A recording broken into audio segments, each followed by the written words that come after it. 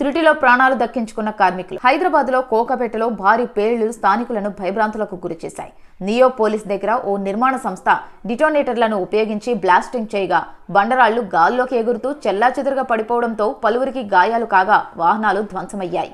ఒక్కసారిగా జరిగిన పేలుళ్లకు ఏం జరుగుతుందో అర్థం కాక స్థానికులు పరుగులు తీశారు. 10 పేలుళ్లతో భయానక వాతావరణం నెలకొంది. పరిస్థితి సినిమా సన్నివేశంలా కనిపించిందని స్థానికులు తెలిపారు.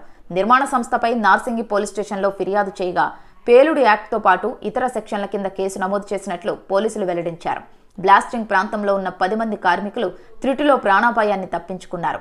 ఈ ఘటన నగరంలో కలకలం రేపింది. త్రుటిలో ప్రాణాలు దక్కించుకున్న కార్మికులు. హైదరాబాద్ లో కోకాపేటలో భారీ పేలుళ్లు స్థానికులను భయభ్రాంతులకు గురిచేశాయి. నియో పోలీస్ దగ్గర ఓ నిర్మాణ సంస్థ డిటోనేటర్లను ఉపయోగించి బ్లాస్టింగ్ చేయగా బండరాళ్లు గాల్లోకి ఎగురుతూ చెల్లాచెదురుగా పడిపోవడంతో పలువురికి గాయాలు కాగా వాహనాలు ధ్వంసమయ్యాయి.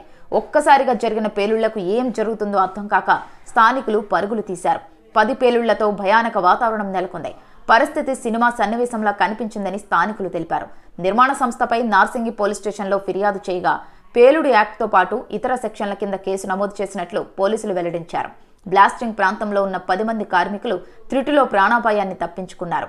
ఈ ఘటన నగరంలో కలకలం రేపింది.